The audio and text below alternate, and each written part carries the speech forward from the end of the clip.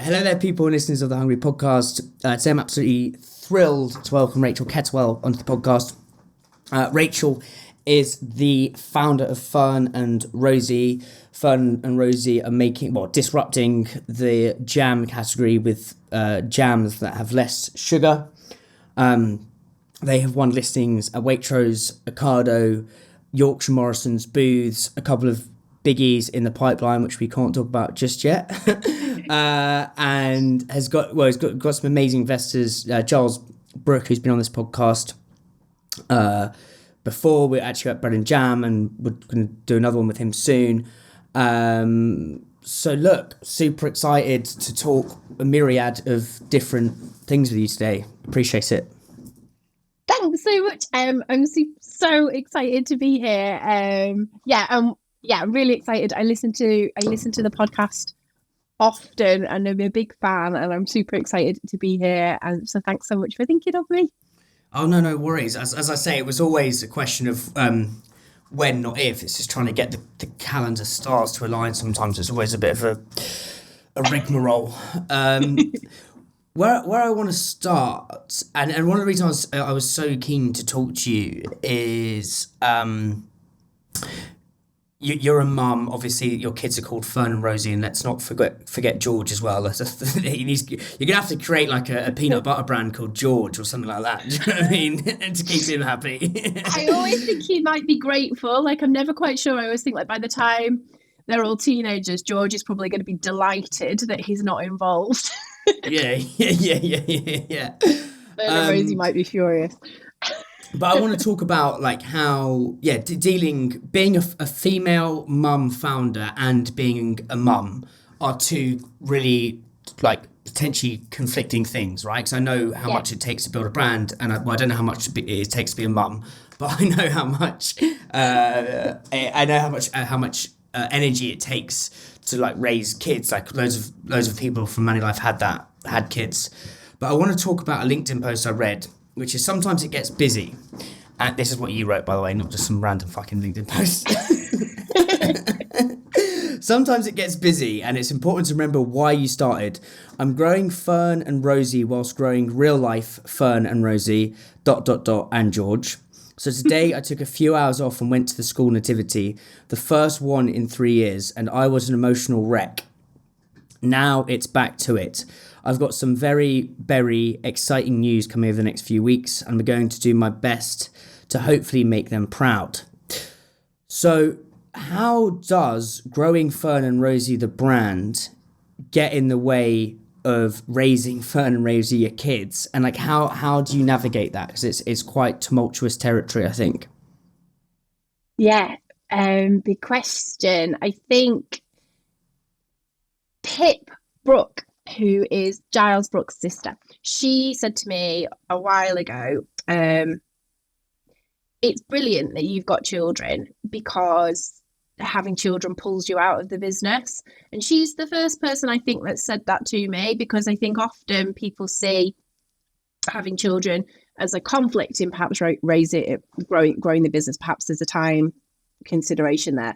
But actually what Pip was saying, and I think she's right, is because I've got children, I can't give 20 hours a day to the business. And actually what that means in a longer term is that hopefully I won't burn out. So I think I have something else in my life. You know, I think often when people start a business, it is their baby and they do throw everything at it. And yes, I am throwing everything at Fearne and Rosie, but I also have 2 or 3 nights a week where I do school pickup. I do school pickup, and with my children, I'm putting them to bed, and then I'm logging back on in the evening if I need to do anything. But I don't do that every night because I do think it's important to work on that work-life balance. And I think everyone's circumstances are so different as well. And for me, I was a teacher before I started Fearne and Rosie, and then having Fearne and Rosie, I was on maternity leave. So I think I took around 6 or 7 months maternity leave with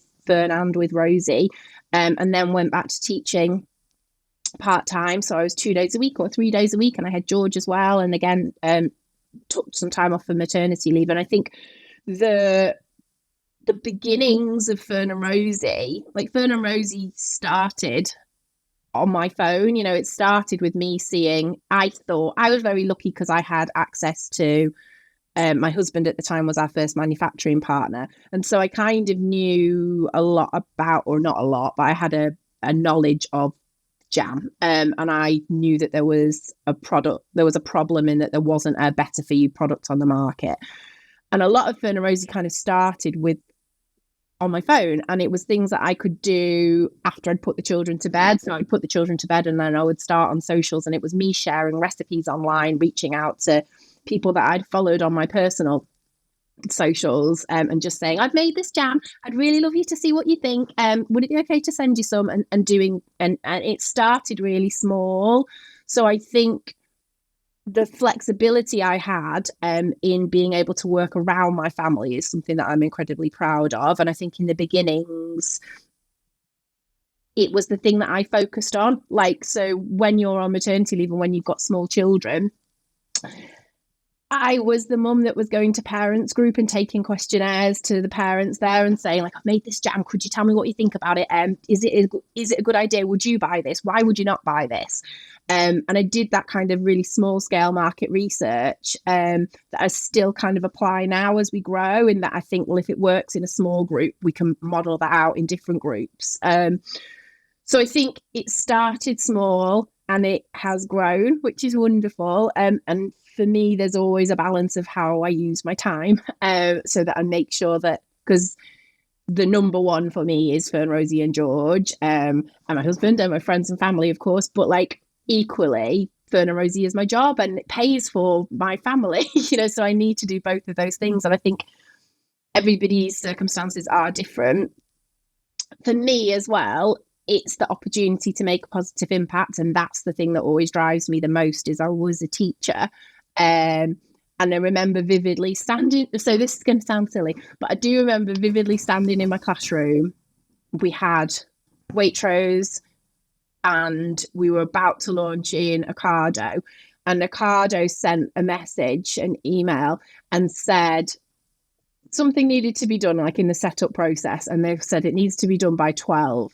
And it was 8 o'clock in the morning and my class would have been coming in at 8:30. So there was just no way that I could do it in that time. And that was the time that I thought, so if I stay in my classroom and I do a really good job, I can probably impact on like hundreds or thousands, hopefully, of children and families. But I believe with Fearne Rosie that I believe with Fearne Rosie that if I do a good job, I've got the opportunity to impact across millions of lives, which is what I'm trying to do. I want to come on to one of the things you've said, and it reminds me, people talk a lot about work-life balance. Yeah. And I interviewed, have you heard of the brand Who Gives a Crap, the toilet paper brand? Yeah, huge. Yeah. I interviewed Simon, the founder of that, the other day, and he talked. Do you want to? It's not me. It should get 15 minutes. Sorry. No, that's all right. It adds to the adds to the sort of the flavour of the episode. Don't worry about it. And he was like to me, he says, oh, actually, I don't believe in work-life balance. And it does sound a bit David Brenty. He goes, I believe in life-work balance, right? And he was like, we were on Zoom. He goes, mate, if there's surf outside, I'm not on a fucking Zoom call, mate. I'm not on a Zoom call. I'm going surfing. And it's like, and actually I reframed it. And it's actually, if you can get your brand to work around your life, then you're on to win it, because as Giles' sister says, you don't burn out. So what I'm seeing is it's not like Fearne Rosie is something that destroys time with your kids. It's something that actually adds to it. So like when you're going to the mum's class, you're taking the surveys and saying, okay, well, you're blending the two together. It's like that time with the other mums is actually your market research. So you're getting the life work balance so right. And I think it's fascinating. I think when you become a founder, it's not an on off thing. It's like an always on both. And I'm trying to get to how to manage that. And I think what you're saying about taking, putting the kids to bed, but then maybe doing a bit of work in the evening is kind of how to navigate that and actually get the brand to fit around both. What does Giles's sister do out of interest? She is, how am I going to describe Pip? She's a superhero. She works for a variety of brands in marketing, but she definitely works across all aspects of the business. She is a lovely, really, really lovely person. Yeah, so I spend as much time as I can with Pip, really. She's a great person. She'd be a great person for you to chat to. She's got loads of knowledge, and she's just super bright.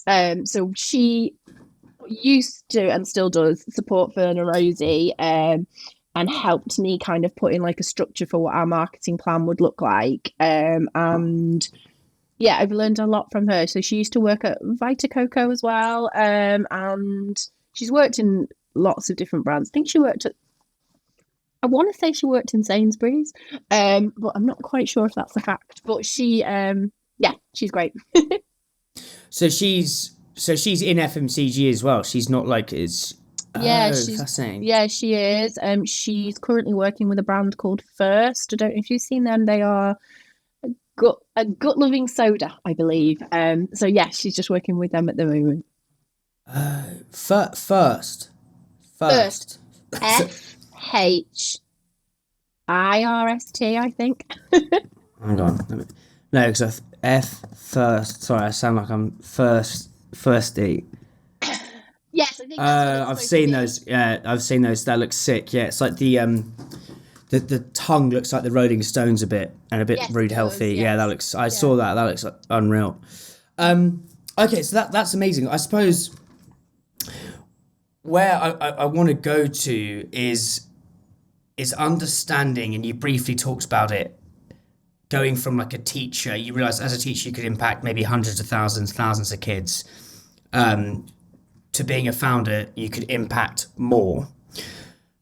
There's a quote I love by David Hyatt, who's been on this podcast, and he says, if I can find it, the struggle is the struggle, but you get to choose the struggle, and that struggle is meaning. So obviously starting a food and drink business is hard, but the whole reason it's hard is because it gives you meaning. I'd love to know, like, you're sat in that classroom, you've got your 20 to 30 kids in the room. What is the thing that happens in Rachel's, what alchemy changes in your kind of being that says, right, I need to go and do this? What's the call to adventure? Like, what pulled you to this? Hey guys, thank you so much for watching this video. Honestly, means the absolute world to me. I'd be so grateful for a small favour, please. It is so hard growing a YouTube channel. It is so bloody hard. If you please enjoy these videos, just click the subscribe button. More subscribers equals bigger guests equals better conversations, and hopefully you can learn more as you build your food and drink brand. Thank you so much. I honestly thought I could do both in the beginning, and my initial thought, because I was a teacher first and I still am a teacher, like everything I do in every aspect of the business, it's always relating back to the fact I am a teacher. But I remember I always thought I wouldn't let Fearne Rosie impact on my teaching. So I was teaching part-time 2 days a week or 3 days a week. And I was always really clear that I wouldn't let Fearne Rosie, the business, come into the world of teaching. And I wanted teaching was first for me. And then there came a point where I realised that actually what was actually happening was that teaching was holding back Fearne Rosie, which I hadn't anticipated that happening. And I think the Ocado launch was a part of that. Dragon's Den as well, probably a point where I was like, actually, I can't grow Fearne Rosie the way that I want to and the way that I think it can, because I'm spending my time teaching, and I love teaching. But like I said, I think with Fearne Rosie, there's an opportunity to support children and support schools in a bigger way than I could have done in the classroom. So I think when I apply that to Fearne Rosie as a business now, my number one is that I want to be a product that's in schools. Like, I want to work with schools, and people can tell me there's no money in schools. People can tell me schools can't afford it. That doesn't mean that's right. And that, there was a big campaign by Jamie Oliver around school dinners, and there's legislation in place around what children can eat at lunchtime, but that legislation doesn't extend to breakfast clubs or after school clubs. So those part of the school day are, firstly, they're unfunded, but secondly, there's no guidelines in place for what children should or shouldn't be eating. And that means that nationwide, we're seeing breakfast clubs providing our children with an unhealthy start to the day. And I think as a teacher, what I could always see was there's always those vulnerable children, and it is always our most vulnerable children that come into school and haven't had a breakfast or haven't had a healthy breakfast. And you can see physically the impact that has on their ability to learn, on their ability to form friendships, on everything that they're doing. And my big vision with Fearne Rosie when I was in schools was that we would build a business that supported schools. So I wanted there to be like Fearne Rosie breakfast clubs, and they would obviously buy jam, which is great, but also there would be like educational resources available for them. And that is a big part of what I want us to do. So we've just closed our second investment round, and we are working with Twinkle, which is a massive opportunity for us to start to build Fearne Rosie within the schools network. And I think that that's the right thing for us to do. But we need the support of the retailers as well. I think it's everybody working in partnership, because actually if we can get the product into schools and children and families are seeing it in schools, then they need to be able to go and buy it in the supermarkets. So I think it's everybody working together to provide those healthier choices. Like, we can say everything we need to say, but we know we know there's a problem with jam. The jams we're second or third generation of consumers just picking jam up off the shelf and not really questioning what's in it. Most jams on the market are 60 to 70% sugar. We know obesity levels are rising, and specifically obesity levels in children are rising at record levels. Like last year, the NHS reported the largest rise in childhood obesity since records began. And I think, like, if we've got children leaving school at 11, leaving primary school age 11, already overweight or obese, that's really hard for them.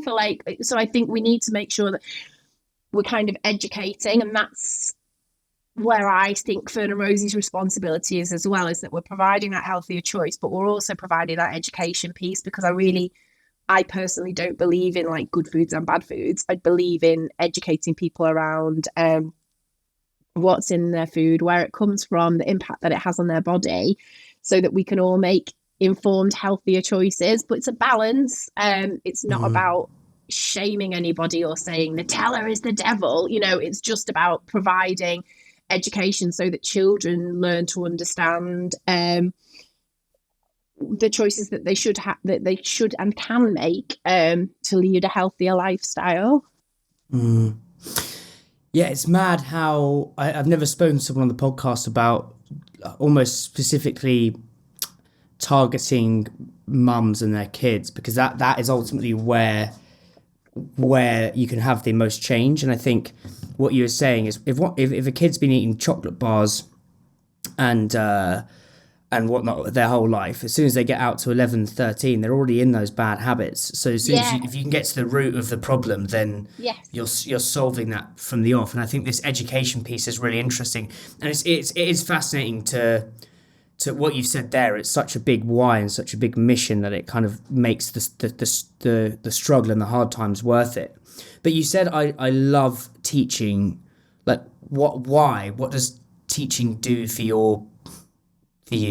What does it do for your soul? It's my favourite thing to do, and that's why everything we do is always going back to teaching. I don't know, Fearne Rosie did a school visit a couple of weeks ago where we went to a London school. We took Pudgy and we went into the school and we did some baking. So we've done some recipes with BBC Children in Need, and those recipes are on the Children in Need website, the school section, and then also on the Fearne Rosie section. And what we did was we took these recipes into schools and we did baking with the children, and Pudgy was there as well. And that's winning for me. Like, that's success for me, is us starting to do that. And then actually, you know, if you start to build out the network of schools, it's a great way to also help with retail distribution and retail sales, because that's where our families are. But I think what teaching does for me is, I'm a really big believer in inspiring people to be the best that they can be. So my favourite thing about teaching was making that positive impact. I typically was so I was a year 6 teacher or a year 4 teacher, and typically would probably have the more challenging class, because the thing I was quite good at as a teacher was building relationships and getting the best out of people. And I did that every year with a new class. I would build the team to be the best that they could be. And I think there's a lot of teaching that translates to Fearne Rosie and running a business. I think actually the fact that as a teacher you're a jack of all trades and a master of none, in that you're doing a little, you know, I can do basic maths, I can do a little bit of English, I can, you know, speak a bit of French, but I'm not an expert in any of those things. And when you translate that to running a business, I'm okay at marketing, I'm all right at sales, I can do a bit of accounts, that's probably not my strength. You know, it's similar in that I'm a generalist, so those things are probably translatable. But working with children and inspiring people to be the best that they can be is what I'm trying to do. There's also a massive amount of empathy in teaching. I think the best teachers are probably the most empathetic people on the planet. Like, I remember I had a teacher who was who was definitely on my side and realized, it was basically sort of like, to me, he's like, mate, because don't go to the crap uni, it's like really push yourself to go to the next one. And I think there's this quote by Chris Rock, which I think it sums up empathy, which is, you see someone on the side of the road with their car broken down, you just drive past. But if you see somebody pushing their own car like that, you stop and help. And I think it's like that is what the best teachers are, the ones who really stop and help and push behind people. And I think with your mission, you are kind of seeing the kids on the side of not the kids on the side of the road, that sounds fucking morbid, but like the kids who are stuffing their face with Kit Kats or Nutella. It's like, how do you help them? And I think it's fascinating what you're doing. What are the hard things about being a teacher that most people who aren't teachers wouldn't understand? I think teachers work incredibly hard, and I think that's another wonderful thing. I think in the food industry, we're so busy, and we are so busy, and everything is so fast paced. But I'm telling you, schools are just as busy and schools are just as fast paced. So I think it's kind of that understanding that actually a school environment is a very intense place to be, because the level of work versus the level of resource isn't adequately balanced. I think it would be really interesting. I used to say to my husband, it would be really interesting to just film like the first 20 minutes of a school day, because if you think about how many people you come into contact with in that 20 minutes, a bit like we were talking before about the lunch show and how that's quite intense. If you think in your classroom, you've got probably 30 to 35 children actually in your one classroom. So that's 35 people. Then each of those is bringing in a parent. Those parents are coming in. So that's 60 people. Each of those people have had something has happened that morning. They've not been able to find their shoes. Somebody's granddad is poorly. You know, there's something happening in this person's home. There's a drug problem here. There's all those things happening, and you are one person that's trying to support all those things. And actually, the way that you talk to the SEN child that's, you know, or the child that's got English as their additional language, or the child SEN, special educational needs. Right, okay, so yeah. children that might access the curriculum in different ways, and the way that you have to structure your conversation, and the way that you talk to people, the expectations that you have, the way that you have to be kind. It varies, and I just think that would be a really interesting capture. And actually, I spoke to, so I mentioned there was a school visit the other day. I wasn't at the school visit. I was in Yorkshire, so the school visit happened in a London school, and something happened, and a member of Team Fearne Rosie wasn't able to be there. So instead of there being 3, there was going to be 2 members, which is fine. But I had to ring the school and say, just so you know, this is what's happened. So there's going to be 2 people. So the head teacher was on the phone. And the head teacher was on the phone, and it just kind of reminded me of what's happening in schools, because she was on the phone. I could hear there was a child in the background having a meltdown, and she was saying, I'm dealing with this child. They're very upset. I'm trying to talk to them. So she was also, but she wasn't telling me to go away. She was talking to me as well as dealing with the child. And then I was saying, just so you know, there's 2 members of staff, not 3 members of staff. So then she then went onto the intercom and was saying to her staff, there's 2 members of staff, not 3 members of staff. So that's going out to 20 people. And she was doing all those things whilst staying calm and looking after the child. And I was like, actually, that is the thing that teachers are doing that you maybe forget when you come out. Is you just forget how busy they are, and actually how competent they are, how clever they are, and how skilled they are at being able to spin 1,000 plates and also smile. So I think they're busy.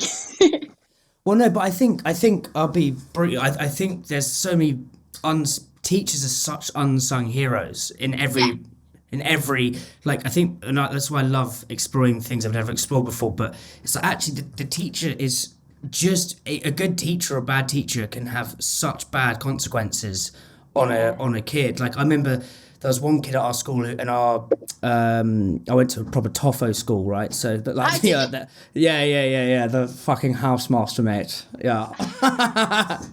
But he was this kid was just like lambasted by this this guy who was just a bit of a dick, to be honest. And his trajectory of life, I mean, the home life wasn't great either, but like the school just compounded the issues, and the guy's like completely off the rails now. And it's like the teacher, as I zoom out, the teacher has such an important role in the kid's life. And I think what you've said there about being at 8:30 in the morning, you're there, parents from the granddad could be poorly, the car may be broken down, the special needs kid like may have specific issues, and you've got to, the way you communicate with that person is different. That is literally being a founder. That is the parallels to being a founder are so transferable. It's just fascinating to see that, because ultimately, like a founder, whether it's a classroom or an office, in the morning, you have to be on the best regard, but show face and empathise with what people are saying. And then also, I think there's a great parallel in managing relationships with different retailers, like having that empathy, what we talked about earlier, of the way you'd speak to a Tesco versus a Sainsbury's versus a CoOp versus your local indie. Yes, they're all customers and they're selling your product, but that's a wildly different conversation per customer. I think that's a really interesting. That's really interesting, yeah. Yeah, I hadn't thought of it like that. So one of the things I talked about this with Harry on the podcast from the Savourists. He's a really good mate of mine, and we were talking about Harry, yeah, he's a G. I've got a lot of time for him. And yeah, he's lovely. He's got a really good podcast as well. But he sorry, having some water. But I sound like a little kid in class. Sorry, I'm having some water. You're allowed water, it's okay. Yeah, I'm just on my phone, miss. I'm having a little Coca-Cola under the and a Snickers bar. But what was I saying? So we were talking about the educational system, and I personally believe, I don't think our current, or the way I was educated at least 10, 15 years ago, is sets kids up to start their own business, and doesn't, it may have changed, but when I was at school, I sound like some old fucker, but I'm not, but like back in my day, but the olden days. Yeah, back in the olden days, like in 2007, like doing DT in art was perceived as lesser than doing biology and economics, and actually to be a founder, art and design and technology and all those classes are the right classes. So I suppose my issue with the educational system is to be a founder, it's like your learning is try, fail, learn, try, fail, learn, try, fail, learn. It's like you see this with a rebrand. You take it to market, then you learn, then you rebrand, and then you try improve the product. Whereas with the way we're marked at school is like, right, we want you to absorb as much information as you can. And then just chunder it all out in an hour, and I remember just like research, just bang, bang, bang, bang, bang, bang, bang, and then away you go, and we'll mark you, and then off you go onto the world. I'd love to know what's your opinion on this? Like, do you think schools set kids up to be founders, or what do you think's broken with the school system in that regard? Delighted to announce the extension of our partnership with the wonderful Billy and Paul from Mackenzie Jones, but even more exciting, they have just launched a brand new brand as part of Mackenzie Jones called MKJ Ignite. MKJ Ignite is a recruitment firm which specialises full shebang, focus entirely on challenge brand space. They work with some incredible brands: Lucky Saint, Goodrays, Purdy and Fig, Hunter and Gather, and Real Superfoods. They can support with your hiring needs across all levels, top to bottom, junior entry-level jobs, all the way through up to MD and CEO level. So if you're looking for a field sales stomper, a sales wizard, an ops guru, a supply chain sensei, you name it, MKJ Ignite can help you out. And look, if you're looking to wet your whistle, ignite your curiosity, then check out the Pudgy we recorded with them back in July, laden with wisdom, all about like do's and don'ts of hiring and like how to create the perfect job description. You will love it. Guys, are you ready? There is gonna be some absolutely, totally, brilliantly bonkers next level madness coming your way today. Are you ready to take your brand to a whole new stratosphere for free? Imagine connecting your product to a digital world through a simple smartphone scan. You know the drill, scan it, bish bash bosh, you're away. That, ladies and gentlemen, is the magic of the new GS1 powered QR codes. These next generation barcodes act as a gateway to a world of endless possibilities. They connect your product's unique identity to multiple online sources of enriched real-time content. Why on planet Earth should you be getting your mitts on these GS1 powered QR codes? Well, look, very, very simple, mate. GS1 will help you drive revenue, upsell and cross-sell your amazing products, boost your bottom line. Yes, please. Where do I sign? Enhance customer engagement. Look, delight your customers with dynamic content that captivates and keeps them coming back for more. Please, sir, can I have some more? Yes, you can. Comply with regulations. Look, you want to be building your brand. You don't want to be knee-deep, wading through a deep river of legislation aggravation. These barcodes allow you to stay ahead of the curve. Look, don't allow this beautiful boat of boundless opportunity to sail away into the molting sunset. Be on that boat. Join GS1's UK's free pilot program today. Yes, it's completely free. There will be a link in the show notes. Thank you so much. It would be amazing if there could be a change in the curriculum. I think there's an organisation called SOUL, which is Self-Organised Learning Environments. And they did a piece of work which was saying our education system, a bit like JAM, people haven't touched it for years. But if you look at the educational system, it's built on, it came out of the Industrial Revolution, and the educational framework that is in place at the moment is trying to produce hundreds of people that can do the same thing, because they need to go and work in the factories, and that they need a certain level of skill, because the curriculum is set up on those foundations, and the curriculum hasn't caught up with the fact that actually now what we need is hundreds of people to go and do different jobs, and that is the shift that needs to happen. We're not all the same, we all think differently, and we need to celebrate the strengths of everybody. You know, everyone's got different strengths. As you were saying, the art and the DT side are just as valuable as your science subjects. I think a bit, again, the resilience. So I always think that my role as a teacher wasn't to teach the answer. It was to teach children to love learning and be inspired by learning, and lifelong learners. I don't teach the answers. I just teach them to be resilient, to try their best, and to learn as much as they can. And I think often that resilience is kind of underrated. Sorry. Oh, go on. Sorry, just that's really got me going. That so sorry, it has. How? So year 6 is what, 12 years old? 10 and 11, yes. Yeah. How do you teach an 10-year-old resilience? Often, year 6 is a really interesting year because if you are everybody's different, but if you are a relatively bright human, you can get through primary school okay. I don't want to say it's easy, but you can probably get through primary school. Year 6 is the time that actually the work starts to become more challenging, and you move into that more high school approach to learning. And actually, if you're a typically quite bright child, what can happen is in year 6, you haven't developed that resilience, those strategies where you've tried and you've failed, and you've tried and you've failed, and you've tried and you've failed. So suddenly when it becomes hard, you haven't got that base, and actually that can be a real challenge for children. So actually, you know, there's all those quotes, isn't there, like, I've learned so much from my mistakes, I'm going to keep making some more. But it is that failure and that ability to fail and keep trying that will ultimately lead to success, whatever success looks like for you.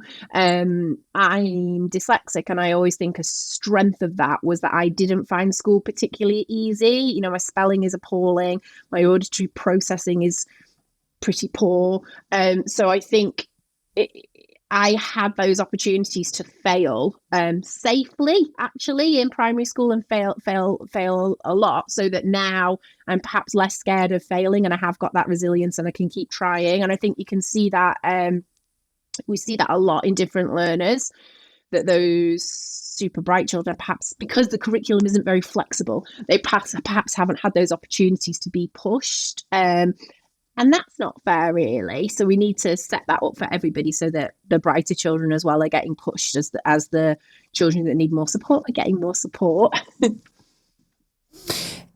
It's interesting. It's a bit like what we were saying about the earlier you get into these problems or potential problems, the easier they are to fix further along the line. So it's like, if you can get into the schools and solve what they have before school at breakfast with less sugar, the more set up they are for later life.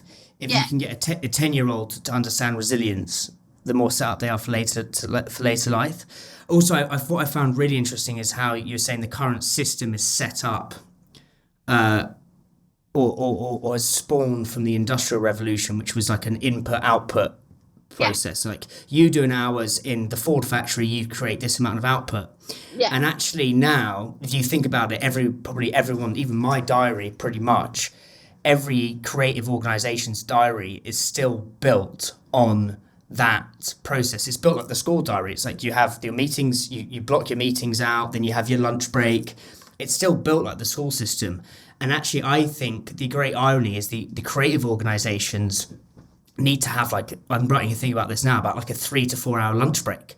Like, all the creative ideas come when you do nothing. All the creative ideas come, like, you know, when you do like a get together, like as a team, like every quarter, and you come away, you're absolutely buzzing, like you've got loads of fresh ideas, everyone's like that. My thing is, like, why do that every quarter when you could do that once a week? Say you get five ideas a quarter.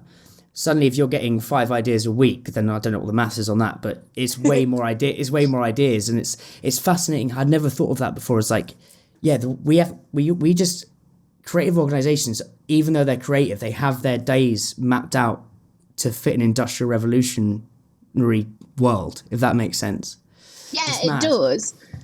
It does. It's exciting to see. Like, I wish we could see where we are in 200 years' time and how much we've, grown and developed. That would be really interesting. But the Soul organisation as well, which was founded by a man called Siddhartha Mitra, who is a very inspiring human, and he did a piece of research around learning. I don't know how interesting this is, but I find it quite interesting. So he did a piece.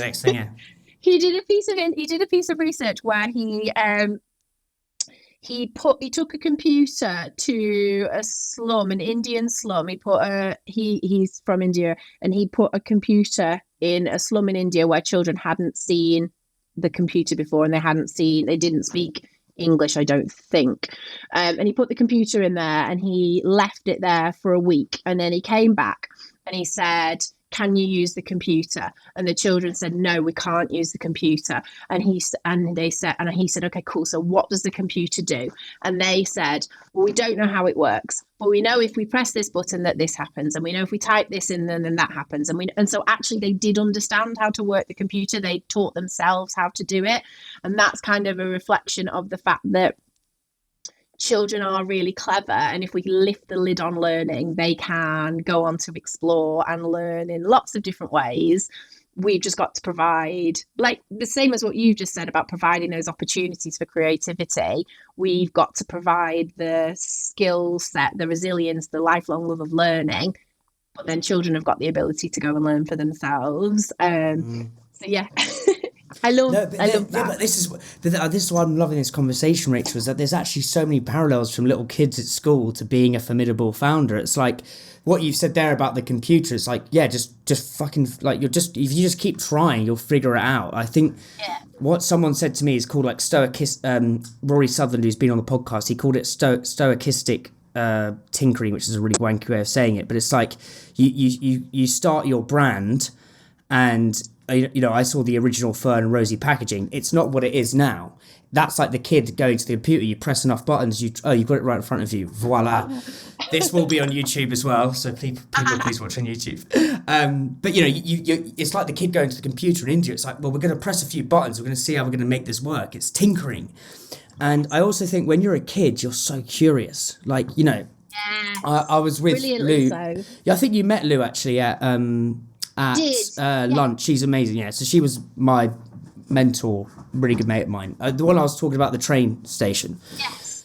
Can't get to the train station early, but like, but so her kid. We were having a coffee the other day with her little kid Grace, and it's like a Costa, not a Costa coffee, like a Pret coffee lid. You're looking at this 3-year-old looking at a lid thinking, oh my god, this is the most, I've got a lighter in my hand, but like, this is the most interesting thing. Yeah, sorry, I'm like a little 3-year-old. This is the most interesting thing in the world. And I think one of my peeves with school is it for most people, it can bludgeon the curiosity out of kids. Yeah. Like I remember thinking, this is just like we had to start double maths on a Friday afternoon. I was like, fucking hell, like, please don't do this to me. Yeah. How do you think we keep curiosity alive in the school system to help kids become more curious and stay curious? I think there's a lot to be said for a good teacher, and I think that although the school system is strained, and it is, there are so many wonderful, talented, enthusiastic, beautiful teachers out there in the world that it's finding them and making sure that we look after them so that they continue to do a good job with all of our children. But I think it's the job of a teacher to inspire children to be the best that they can be, in spite of the curriculum, not because of the curriculum. So I think you can, if you are creative, you can teach in a way that you want to teach, and you can still link that to the curriculum. And that's the skill of a teacher, is making sure that, if the curriculum is saying we've got to learn what 5 times 10 is, we can learn that in a really creative way, or we can learn it in a boring way. And I think that creativity of those teachers and making sure that they've got the support to teach in the way that we want them to, is what's important. Yeah, it reminds me of what you've, again, more parallels. Like maybe I should just do, like, it's just mad how in the most, not obscure places, but just random places, you find loads of interesting lessons. But it's almost like it's not the educational system, it's the people, it's the teacher. And it's Julia Metcalf from Pret a Manger says people think they work for a brand. They don't actually work for a brand, they work for people. Lovely. And it's like the vehicle, the brand and the vehicle is just a vehicle to express that kind of emotion. Like, and I think that's such an interesting way of looking at it. It's like, I went to work for the people, and the people's what brings it all together. And it's the same for the teacher. It's like, how can you show those blinkers, and or take the kind of the rigid blinkers off. Let's talk about the sort of the genesis of Fearne and Rosie, and so you're on mat leave, if I'm right in saying. You're on your blower, getting the jams. Like, what was the first steps to tell the world that they needed a lower sugar jam? Like, what was the first 6, 7, 8 months like? So sorry, just thinking. What did the beginning look like? The beginning looked like I knew how much sugar there was in jam, and to me, because my background wasn't in the food industry, I didn't realise. To me, it was a really simple, obvious solution. Like, let's put more fruit in there. How about we don't use citric acid? Maybe we don't need concentrate. All those things. I was just like, well, how about this? So I made our jams, which are 70% fruit. We are all natural ingredients is what we sing. So we're always the closest ingredients to source. So we use fruit, we use sugar beets. And the reason we use sugar beet is because it's got a more ethical supply chain than cane sugar. Actually, if you look at the work that Tony's have done in the cocoa supply chain, it's actually similar with cane sugar. So by using sugar beet, we can ensure that the sugar that we're using is fairly traded, it's farmed to EU standards. We are a B Corp business, so we can put supplier agreements in place to make sure that the food that we're sourcing, the ingredients that we're sourcing, is farmed to the way that we would expect it to be. We then use fresh lemon juice. So again, we don't use concentrate, we don't use citric acid, because those things can trigger allergens. Why would we use them? We don't need to use them. And then we use fruit pectin. So those are the only ingredients. We've got 4 ingredients. So to me, it was just simplifying the products that are out there. Like, if you actually look at the jam category, it is quite a messy category. I think the peanut butter category, I take a lot of learning from, because if you look at the peanut butter category and you look at the innovation that's happened there, perhaps the past 5 to 10 years, the category, even if you look at it at fixture, like, it's a really beautiful category. There's lots of beautiful brands all breaking up the fixture, shouting about what makes them special, shouting about why they're doing good in the world. And actually, if you look at the jam category, it is heavily dominated by the market leader or known brand. There are some brands coming through, and that's brilliant. But we need more brands to kind of break that up and become the voice of the category, so that we are the educators. Yeah, man. So for some reason, I've got some weird. Like, I'm getting really. Like, really needing some fucking jam on toast. I haven't had it. I don't think I've had it. I haven't had it in like. I'll post you some. Yeah, I haven't had jam on toast in genuinely like 20 years probably. Okay, so Superberry. This you need to try it. Superberry is the best one. So strawberry. We have strawberry. In the UK, Brits buy more strawberry than any other jam. So for a long time, strawberry was our best-selling line. But actually, recently, Superberry is doing really, really well. They were neck and neck, and I think Superberry's winning a little bit at the moment. Banging. Which is good. We know that's I love that, and it's I always think there's 2 ways to build the brand. There's you either find a category that's growing. Yeah. And try and find a USP in that category, which is kind of hard, really and truly. Like, finding another functional drink or a healthy snack is hard. Or you look for a category, actually, that no one's playing in. Amelia's done this with Bold Bean Co. Yes. Like, beans were shite. Like, I was She's never doing an amazing job. You're doing it in jam. I think it's fascinating. So how big is the jam category or category? Don't know why I'm speaking like that. Category. Did you know? Yeah. Dad? Hashtag fun facts. How big? Jam is the hero in total spreads. It's bigger than peanut butter, and it's bigger than honey, and it's growing faster than any other category. Within the spreads category, it's the fastest growing segment, and within there, healthy jams are the fastest growing subcategory within there. So actually we are in a growth category, and it's about 150 million, I believe, in the UK. The total global market is 9 billion for jam. So yeah. And how did you know all this? Did you know all this going into this? Or is this something you've learned from Giles? Because there'll be a lot of founders listening to this, and I always think there's a gap between, I think there's this gestation period where the founder is, going to the mum's classes with this product and this like new idea, and there's this like almost again this delicious kid-like wanderlust and curiosity. I've got this thing, and then it gets a bit like a kid, gets older and learns more, a bit like going from year 1 to year 5. Do you know what I mean? Where you're like, mate, we're the biggest category fucking player in the world, mate. Well, we're still small, but we are. What's the EBITDA, mate? What's the EBITDA? No, I'm taking. But honestly, but even like EBITDA, like, I remember I always giggle about the fact, like, the first time I met lovely Giles, I sat down with him and he said, Rachel, he said, like, have you bought your P&L? And I said, what is a P&L? And I think that was the level of my knowledge at that point. And then he just said, it's a document that shows like what money you have in the business. And I was like, oh, no, I don't have one of them. But I think that probably shows like my very baseline knowledge when I started the business. And no, I didn't know anything about.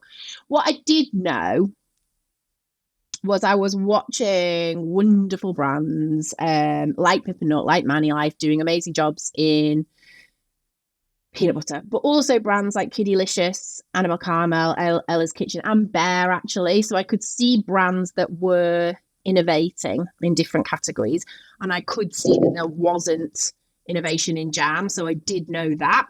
I didn't, and the further I kind of went along in my journey, the more I Googled a lot and got that initial knowledge about like how big the total category was, how big the global category was, which retailers are growing ahead of the category, which retailers can we help support in that. It's always learning, and I'm still definitely not an expert. Meeee, our beloved sponsor, are helping build the fastest growing challenger food and drink brands. Look, if you're a small brand just starting out and need your first indie stockist, your first 100 stockists to wholesale, Meeee are the platform to categorically speed that up. But if you're a big brand wanting to get bigger, Meeee are also insane. They make field sales marble smooth, silky slick. They're just epic. Ollie's been on this podcast twice, actually. They saw a 29% uplift in sales when using Meeee to check major malt listings availability. Insane. 29% uplift by downloading an app. Insane. Lucky Saint, my boy Aaron Duff, who's coming on this podcast in a couple of weeks, he uses it to manage a team of 30 people, and Lucky Saint have unlocked 500 draft listings by using Meeee. Look, you've got to get involved with this stuff. It's absolutely insane, and it will categorically change your life. It's just the sickest platform. I use it all the time at Islands. Hi guys, super quick one. So excited. Look, for years I've been badgering on about Hungry the podcast. You're probably bored to death. Thanks for putting up with me. But Hungry is also an agency, and we look after one amazing brand called Islands Chocolate. We've had a great time over the year. We've won listings at a load of wholesalers. We've won Milk and More. We've got our first grocery listing coming very soon, which is very sick. But what I'm thrilled to announce is Hungry is merging with HC Consulting. My boy Harry Clark and his wonderful team, he's an absolute G. They do brand strategy, new business and account management. But why I really love working with Harry and why we've got on so well over the last couple of months is Harry was actually the founder of the boozy ice-lolly brand Pops. So he's been in the trenches, he's grafted his face off, he's had the sleepless nights, he's had the turmoil, he's had the triumph, he knows what it is to be a founder, he is a founder. And he's got a proven track record in grocery and out of home. Holy moly dips, the gut stuff, Savile drinks, Remio gelato. So if you're a brand and you're stuck, you're looking for like new business help, you're looking to scale, drop us a message, we'd love to chat. Thank you so much. Back to the old episode. Yeah, no, it's yeah, and also I think there's a lot of jargon that, I mean, I still blags my head the word incremental, like still. Yes. I'm like, mate, what's he on? I have to like go through it loads of times. There's so much industry fucking speak, isn't there? But so Giles Brook is a hard man to get hold of. He is swamped with messages, LinkedIn messages. I know, bless him. Yeah, bless him. What was the specific thing how did you get his attention? 1, how did you get the meeting? 2, and 3, talk me what that first meeting felt like for you. Sorry for a triple threat. Yeah, there, so I know. Fucking hell. I feel like I'm testing you today. I'm trying to think. So Giles, I do feel I can't just feel so lucky that I get to spend time with Giles and learn from him, because I think he is exceptionally talented. He's also really kind, and I think that is, I feel so lucky that I've had the ability to spend time with him and learn from him and continue to do that. And I think, when you meet those people, and I think when I met Giles, I still remember very, very quickly thinking, I've never met anybody quite like you. Like, he's so clever and fast paced and inspiring, and I think that love of learning. So as a teacher, I always want to learn, and I always want to be the best that I can be. I've got the love of lifelong learning, and I think when I met Giles, I thought, oh my gosh, I can learn so much from you. And that is still my favorite thing about spending time with him, is that I always learn more and more and more, which it helps me be a better founder, but it helps me build the business faster, because we've got Giles in our team, and I'm so grateful for that. I met him initially ages ago, actually. So I met him really randomly. I sent him a message and said, oh, hi, my name is Rachel. I've made this jam, and I really didn't know what I was doing. And I asked him for some help, and he said, yeah, I've always got time to help. And I met with him, and he helped us. And I think in the beginning, my relationship with Giles was that he was my mentor. I always say kind of my forced mentor, because I was like, would you like to be my mentor? Can I ask you some questions? And he was like, yes, I'm always here. If you've got any questions, let me know. And then little did he know that I would be asking him questions every single day, multiple times a day. So I think in the end, he was like, oh, okay. And then he invested, and he now works in the business. I call him my business partner. I always struggle with the right title for him, business partner. Business partner implies that he just works with me, and he doesn't. He works across, he supports our business across the business. So he's just a wonderful person that helps to grow our team. Yeah. He's formidable, and I'm interviewing him again in 2 weeks. Yeah. I want to come on to that, because I want to get your help in the prep for this interview, or podcast or chat, I should say. But he's lovely. Yeah, he's sound. I did a thing with him at Bread and Jam, which was epic. I know I missed it. I wasn't there, but I did listen to it. Yeah, he's great. There. I quite like how he's just unapologetically has his opinions. I think there's people are scared to have opinions, and he's not one of those people. Right. So I get that, but I know for a fact, literally so many people who have messaged Giles and can't get hold of him just because he's so fucking busy, right? What did you literally say in the email specifically, or the cold message, if you can remember? Like, why did he take a punt on you, and do you know what I mean? I'm trying to get to that. You're gonna have to ask Giles. I've got no idea. Just incredibly lucky, I guess. I can't remember what I said initially, other than, hi, my name's Rachel, I'm a teacher, and I've just made this jam. And actually, maybe I'm trying to think what I said initially. I cannot remember, but it would have been that. It would have been, hi, my name's Rachel, I've just made a jam, I'm a teacher, I don't really know what I'm doing. Just so you know, we're about to launch in Waitrose. Oh my gosh. So I think that would have been the initial conversation, just asking for help. Yeah. And what are, if you could boil it down, like you boil the strawberries down, if you could boil down his learnings, or Giles's learnings, that have really transformed the way you think about brand building, into maybe 1, 2 that would really help our listeners who may not be able to work with Giles on a day-to-day basis, like, what would you say they are? Ooh, give me a minute. That's pressure. Take your time.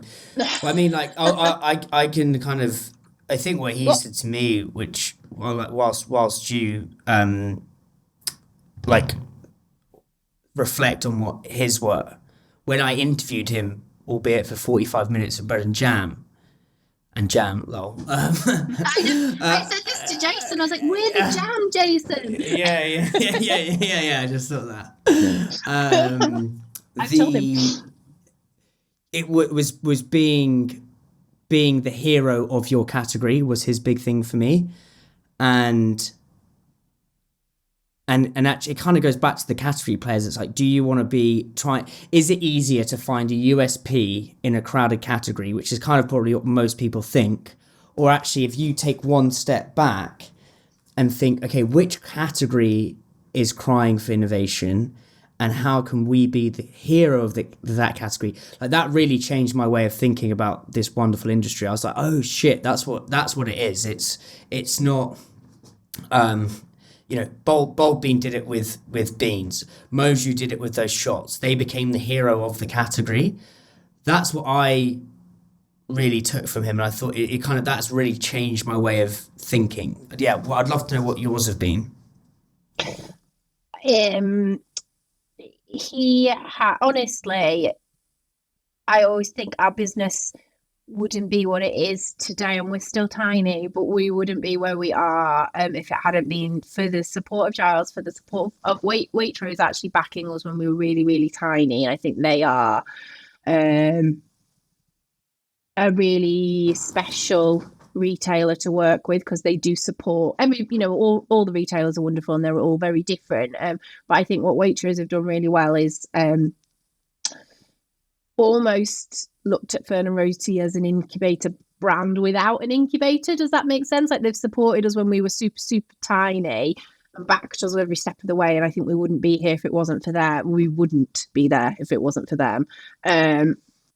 Giles, I have quickly written some things down, but I wish I'll probably be able to come up with some better ones that I'll whiz over to you.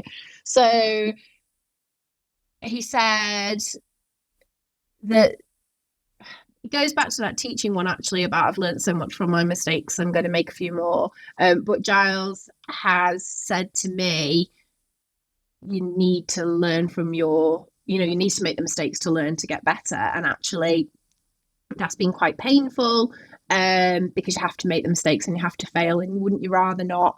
But to have his support when I have failed and I have messed up and something's gone wrong, one of the most wonderful things about him probably is that he takes the good news and the bad news with a smile. So if I ring him and I say, guess what? We've got this distribution. Isn't that amazing? He's going to be happy. If I ring him and I say, I have messed up, this is going to cost us this amount of money and I'm really sorry, he'll still smile and say, Rach, it's going to be okay, and these are the things that we're going to do.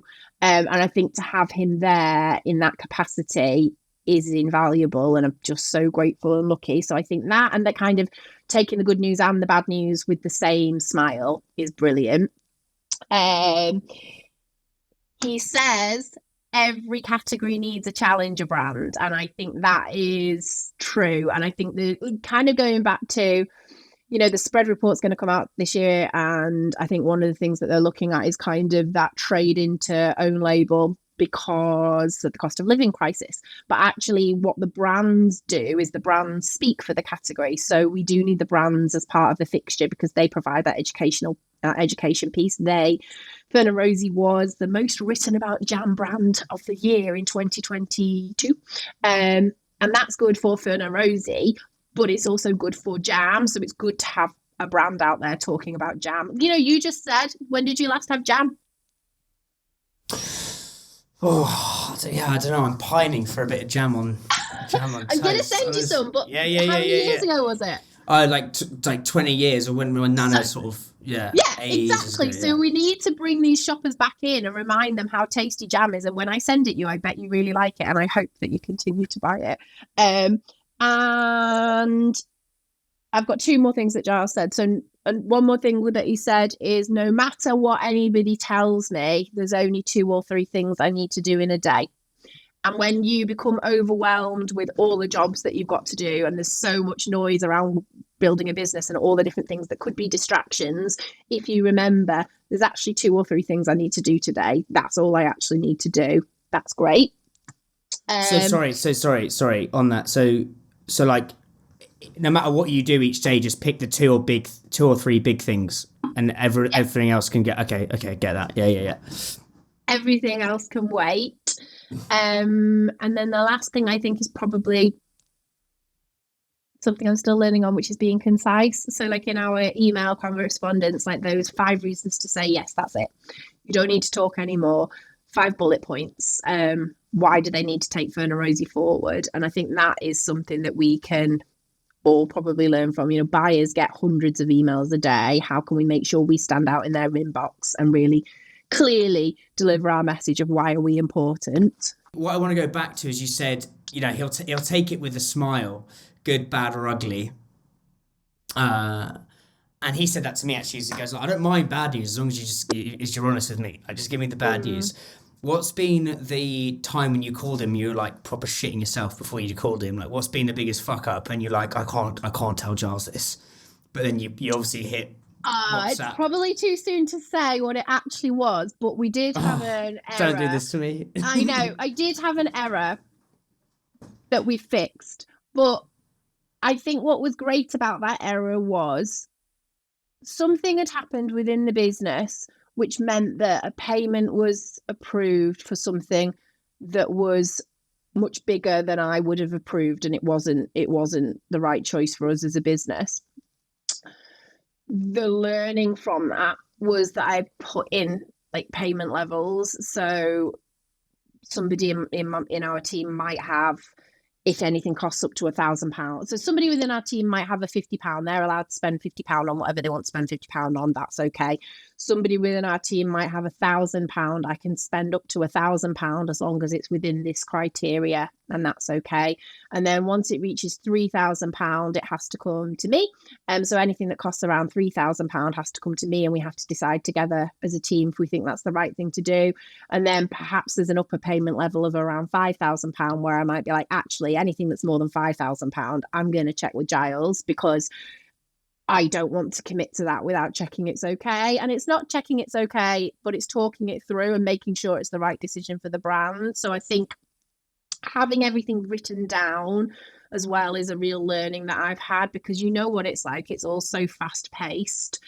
If it's not written down, it's really difficult for people to remember, well, what was actually said here, because this order has been placed and it's this big. I can't see any comms saying that we've ordered that, but it's all done verbally. So I think we need to make sure everything's written down, and I'm a real stickler for doing that now. Yeah, he's so what had happened? So that you'd approved a payment that was too big or something like that. I didn't approve it, but something got ordered that was too big. Yeah. Right. Okay. Yeah. Okay. And then because it seems, again, linking this back to the teacher thing, it seems like he's quite an empathetic teacher to you. You know how you said, like, it's not about the curriculum, it's about the teacher. Does the teacher vibe and connect with you? He seems like he really connects with you.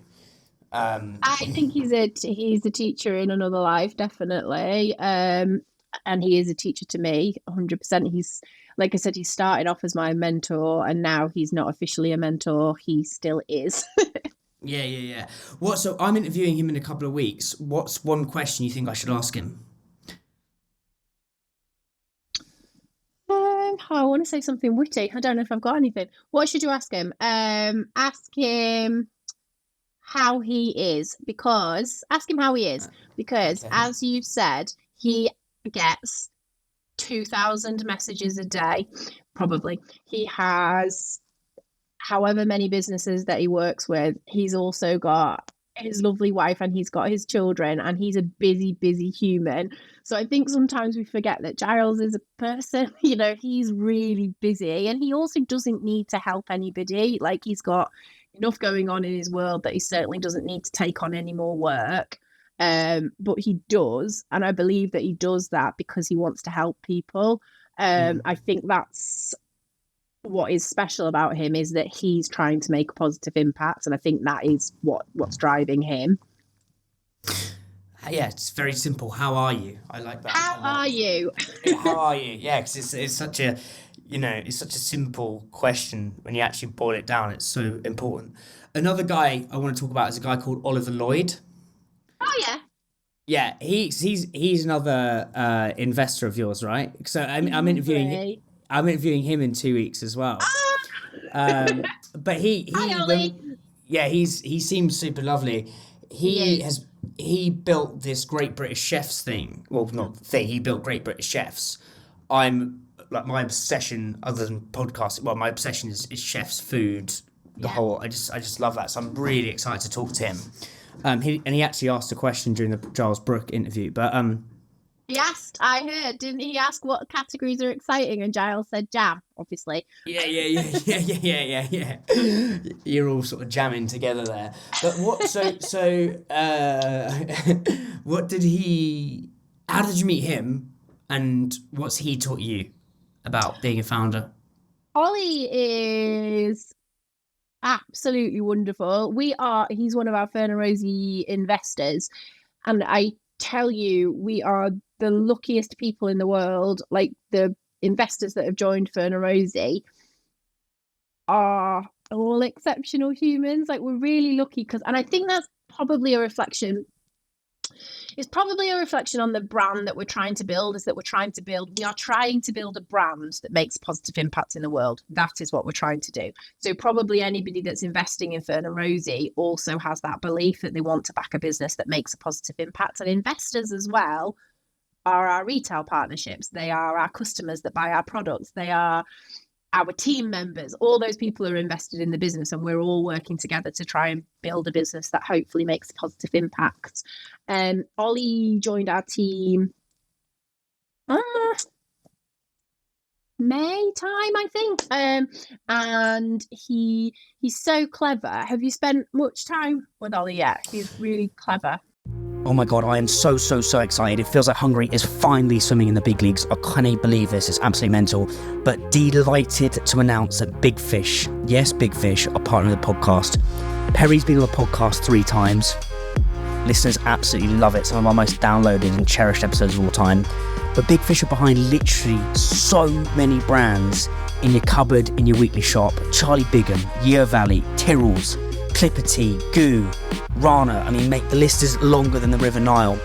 But they also share risk and invest in brands that they really believe are a force for good. They're brands that they believe are going to be the next big thing, like Howder, the snack that gives back.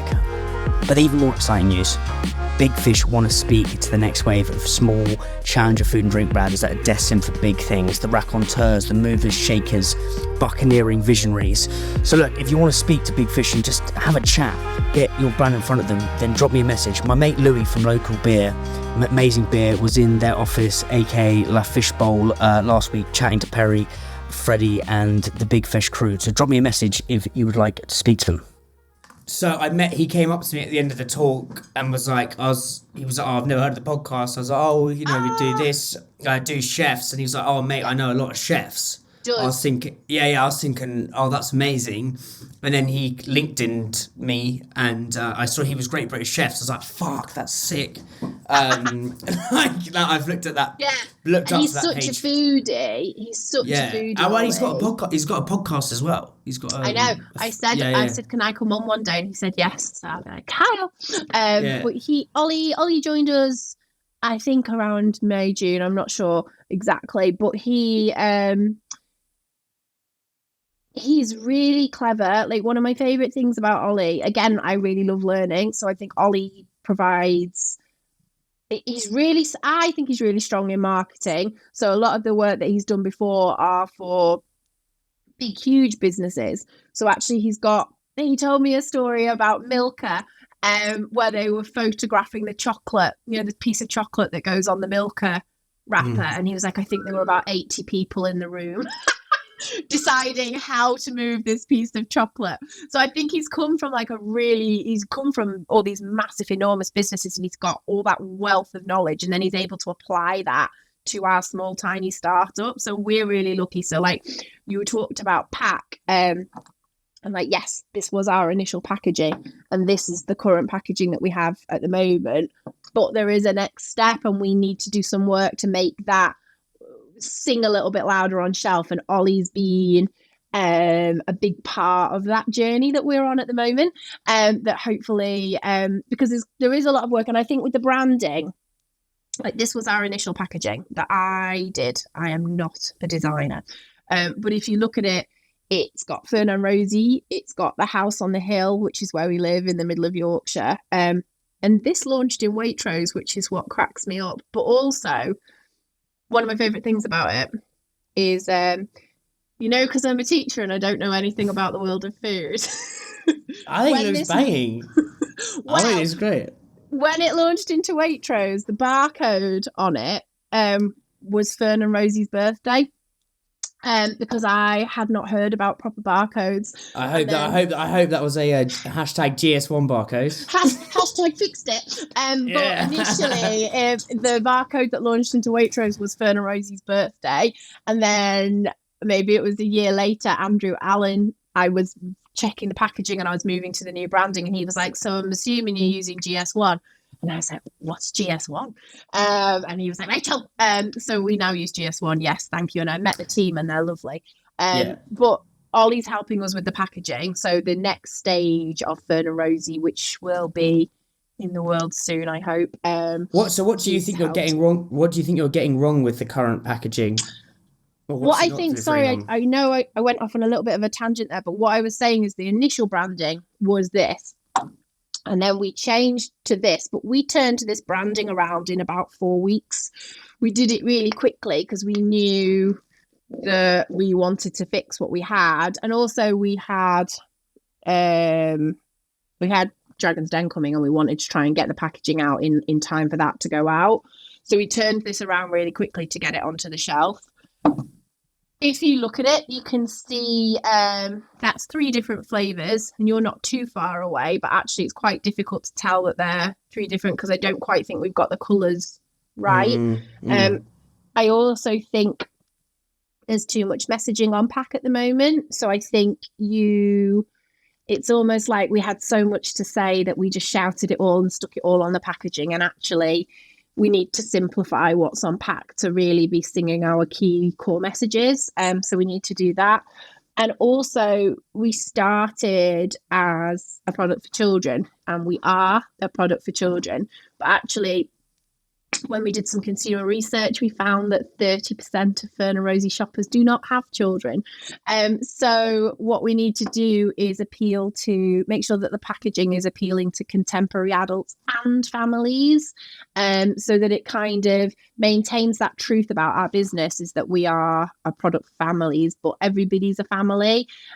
So it could be you're fresh out of uni, or you're fresh out of school, you're buying jam for the first time, or it could be that you're in your 50s, 60s, your children are up and grown, or you didn't have children, but you're still a contemporary adult that cares about your health, cares about taste. So I think it's moving the packaging along a little bit that way, so that I think brands, Innocent's an obvious example of a brand that's done it really well in that it appeals to families, but I buy Innocent smoothies for my children, but you can buy Innocent if you don't have children. I think that's and that's what we need to kind of move towards. What was the questions you were asking on the consumer survey? Because I'm not anti-consumer research at all. I think sometimes consumer research. Ollie loves consumer research. Get ready, it's his favourite thing. Okay, yeah, this is. I like testing my sort of things that I could be wrong about, because my thinking with consumer research is there's a David Ogilvy quote, which is people don't tell you what they think, they don't act what they say, or something like that, and don't do what they feel. Like there's something like that basically. So what were you doing with that, and what did that teach you? I think there is an element of truth in what you're saying, in that because I always say with our Fearne Rosie customers, particularly, so the Fearne Rosie customers that follow Fearne Rosie on Instagram, because that's where we are the biggest at the moment, is they are I call them our super fans. So they are the loveliest, most engaged Fearne Rosie consumers that there are. they're also really lovely people, which again always really makes me giggle, because I think it's probably a reflection of the brand that we're trying to build. But let's say we've sent out an order to a customer, we've messed up, they've got the wrong jam, or the jam's broken, something's happened, and we get these emails from our customers, and they are the kindest people. Like, they come in, they're like, I'm really sorry to bother you, and I know you've got a lot to do, but I just need to tell you that there's a mistake. And I'm always like, it's our mistake and we'll fix it. And I think the consumers that we have, the Fearne Rosie shoppers that we have, are always so kind, overly lovely. Like you've said, probably when we ask them a question, they are likely to say it's great, even if actually there's lots of things we can still do to improve. What did we ask them? So we asked Fearne Rosie shoppers, and then we also worked with wider, like we sent it to, we didn't send it to agencies, but what I mean is that we might know somebody that works in an agency, and we've sent it to them and said, can you ask your team? So we kind of got like a random sample as well as a core shopper sample. We asked them, why do you buy Fearne Rosie? The number one reason was taste.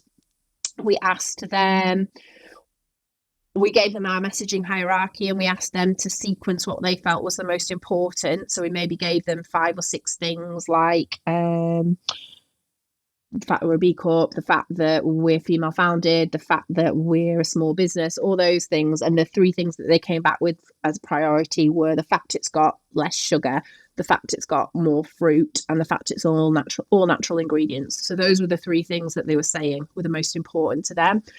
And then actually, when you look at our packaging, it doesn't necessarily show those 3 things. So I think that's another step as well, as if we know that's why people are buying the product, we need to make sure that that messaging is really clear.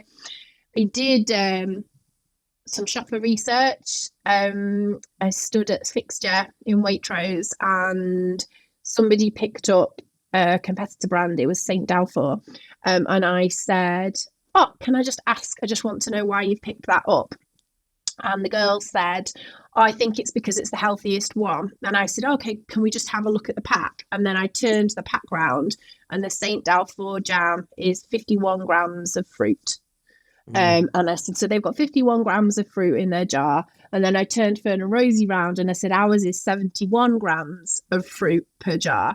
But as I turned the jar round, I realised you actually can't see it, because the font is so small, and it's kind of hidden behind a splodge, and actually that's not clear. And it was only when I did that I was like, we're really missing the key messaging here. It's not landing on front of pack, and the shoppers can't see it.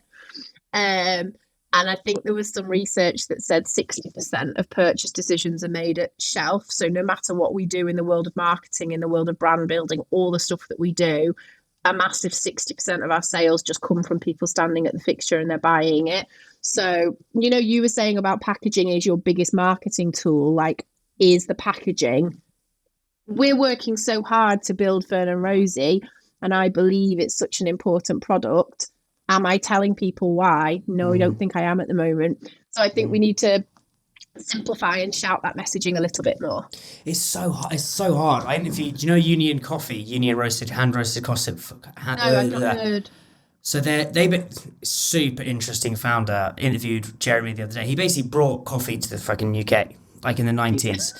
Huge. Just a little thing.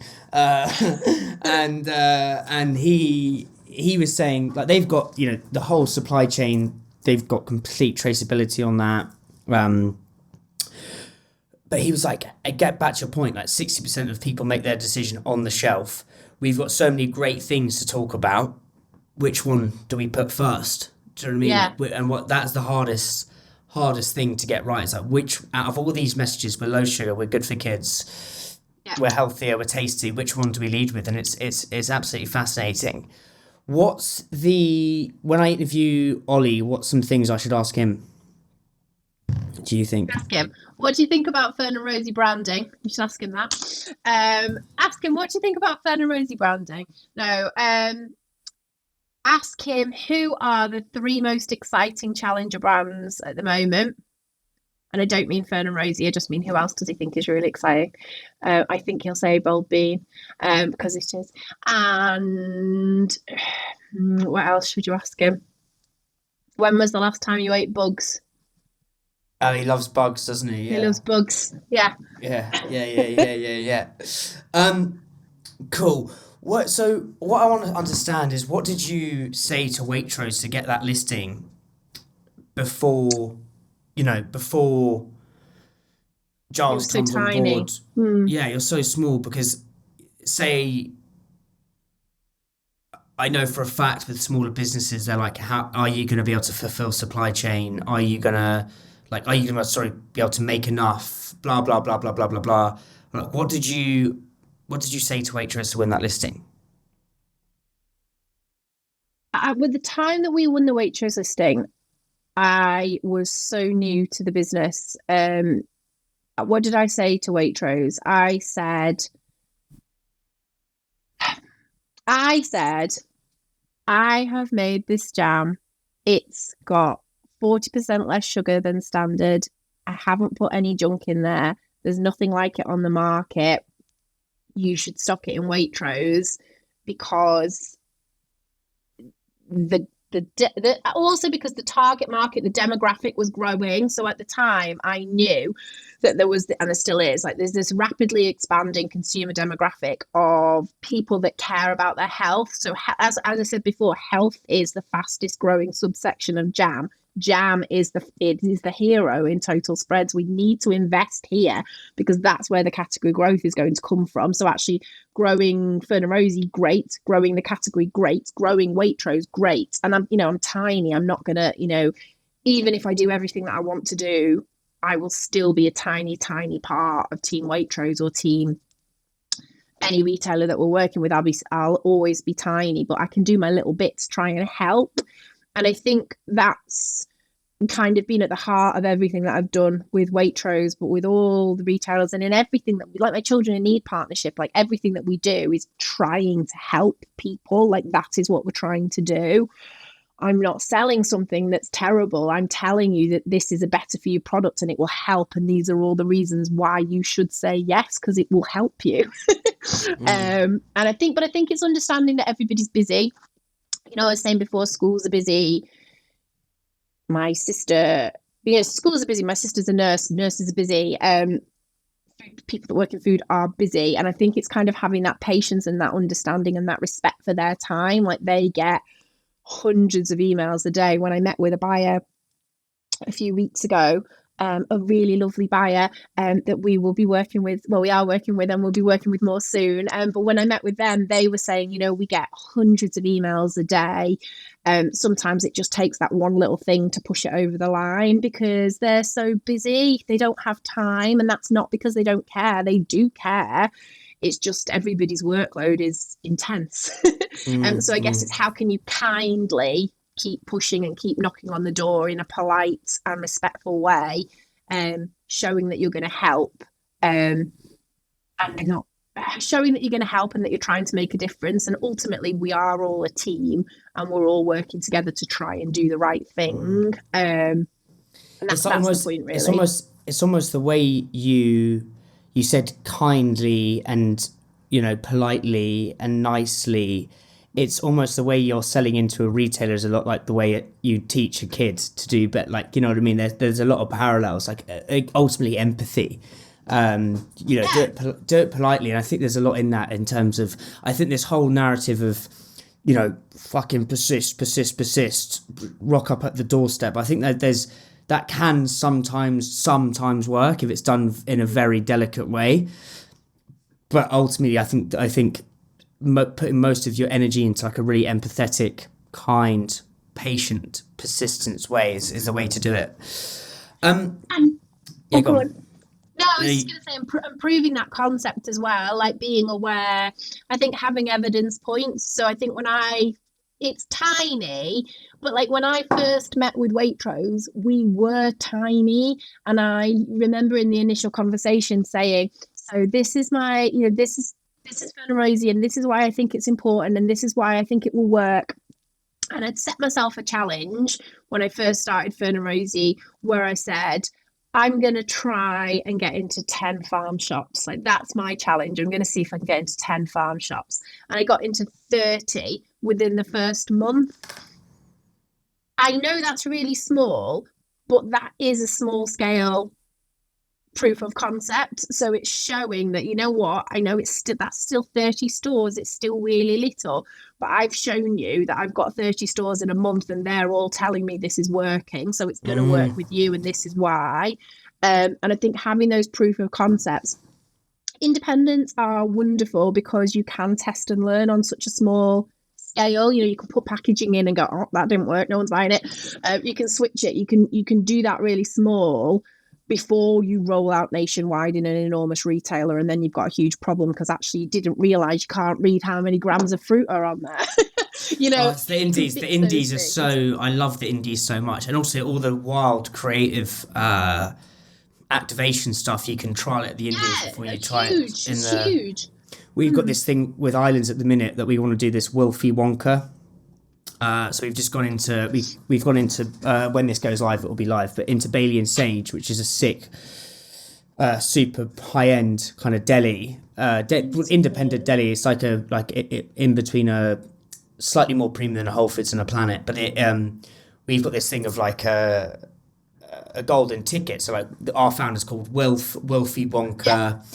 A bit like the Wilfy Wonka golden ticket, and we'd have like the winner gets and it's like the winner gets Christmas on Islands. So it's the winner gets a Marcus Waring hamper. The second place prize is a Michelin star voucher. The third place prize is a shitload of samples.